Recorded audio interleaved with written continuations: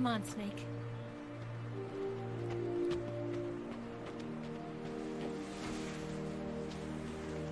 We still gotta deal with the boss, though.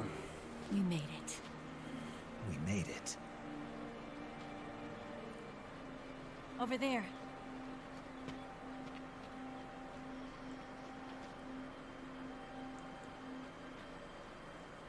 It's the boss, isn't it?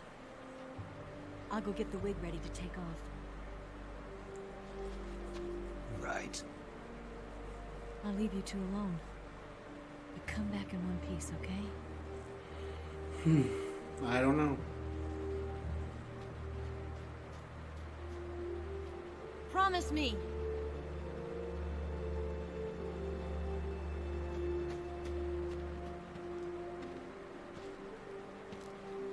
Oh boy. Why do we have to do this, boss?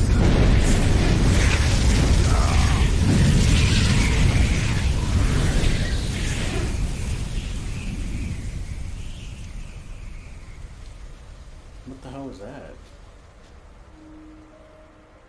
Life's end. Isn't it beautiful? It's almost tragic. When life ends, it gives off a final lingering aroma. Light is but a farewell gift from the darkness to those on their way to die. I've been waiting, Snake, for a long time. Waiting for your birth, your growth, and the finality of today. Boss. Why are you doing this? Why? To make the world one again. The world used to be whole. But with the end of the Second World War, the philosophers began to fight amongst themselves, and the world was torn apart.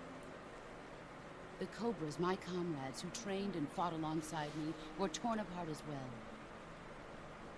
The foibles of politics and the march of time can turn friends into enemies just as easily as the wind changes. Ridiculous, isn't it? Yesterday's ally becomes today's opposition. And this Cold War? Think back. When I was leading the Cobras, America and Russia were fighting together. 21st century. Somehow I doubt it. Enemies change along with the times. Flow of the ages. Soldiers are forced to play along.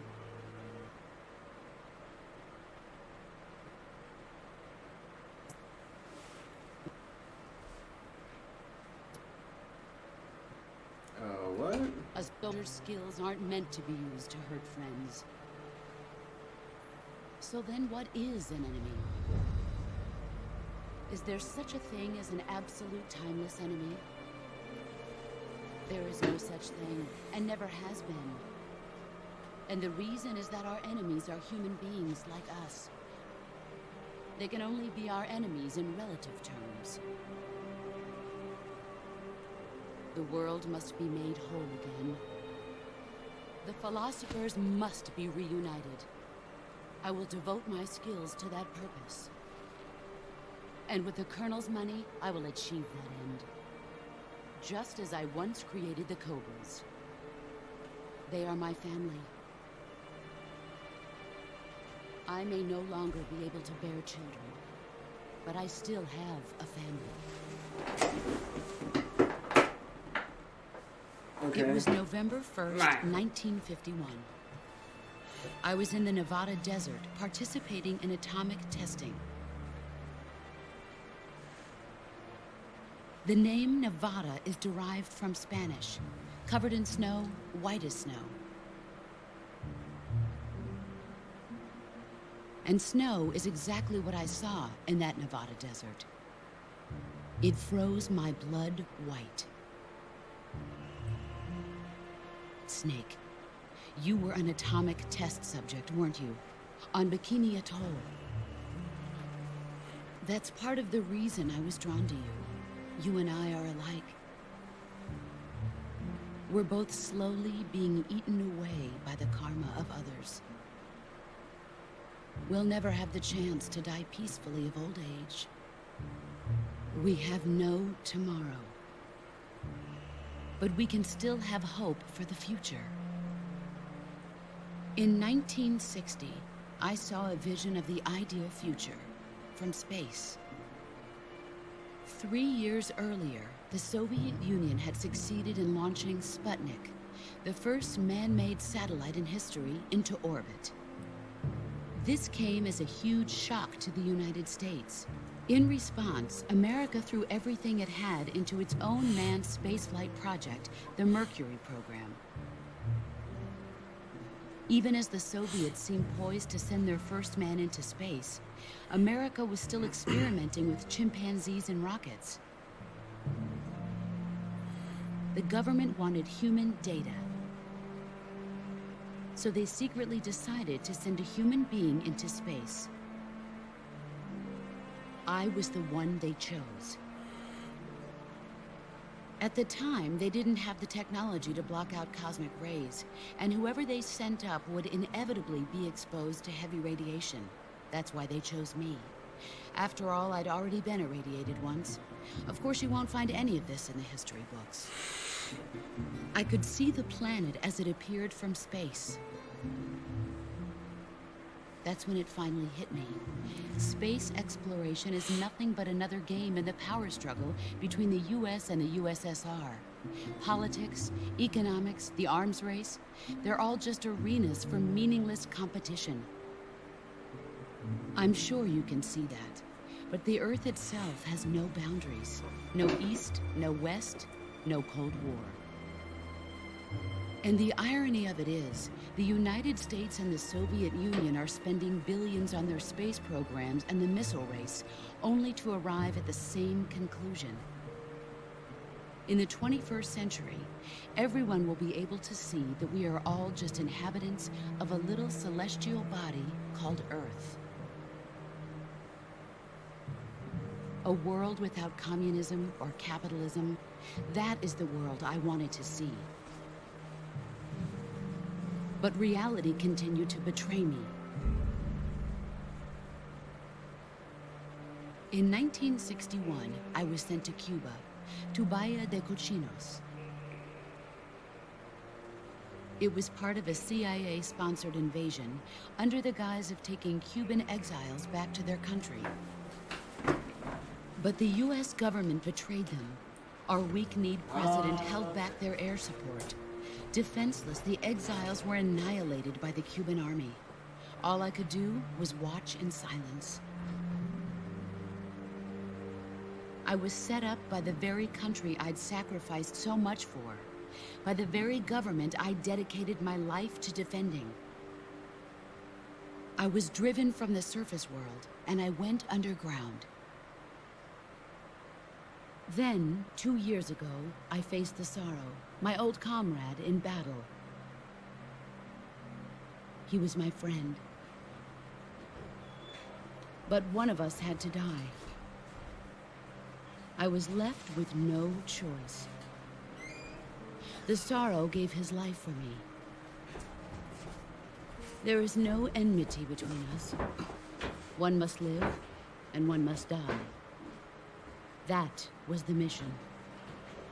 The ones who gave me that mission were the philosophers.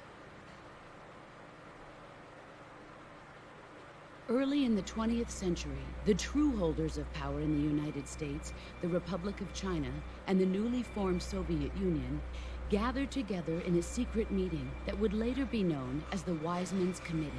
The secret pact they formed there marked the beginning of the philosophers. But the last of the original members died in the 1930s. After that, the organization began to run out of control, and the Wiseman's Committee degenerated into a mere shell of its former self. The philosophers of today have no sense of good or evil. Their influence extends to countries and organizations involved in every aspect of every war. They have become war itself. That's how they operate. The sacrifices of war cause a shift in the times. This shift leads to renewed conflict, and in turn triggers the next war. Like a nuclear chain reaction, each conflict sparks countless others, forming an endless spiral that will continue on for eternity. Do you understand?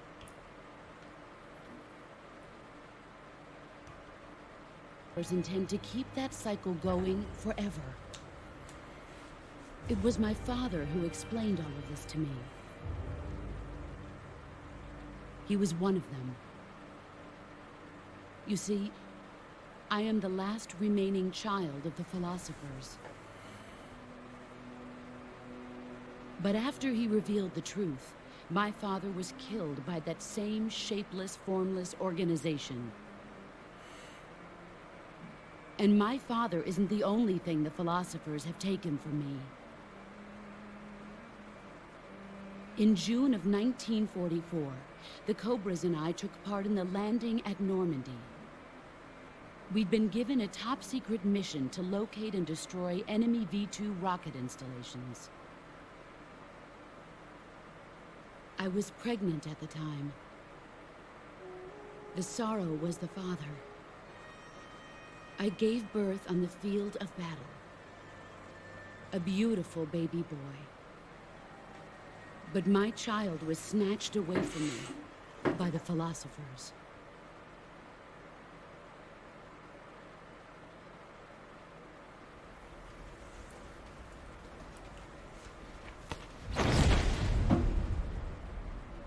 Oh boy. Look at this scar. This is proof that I was once a mother. I gave up my body and my child for my country. There is nothing left inside me now. Nothing at all. No hatred, not even regret. And yet sometimes at night, I can still feel the pain creeping up inside me, slithering through my body like a snake.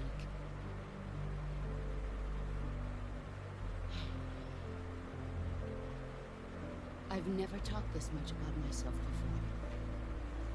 Thanks. Thanks for listening to me.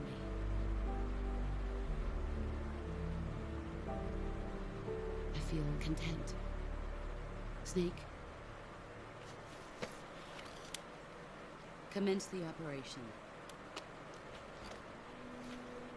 I raised you. I loved you. I've given you weapons, taught you techniques, endowed you with knowledge. There is nothing more for me to give you. All that's left for you to take is my life. No. By your own hand. That's stupid. One must die, and one must live. No victory, no defeat. The survivor will carry on the fight.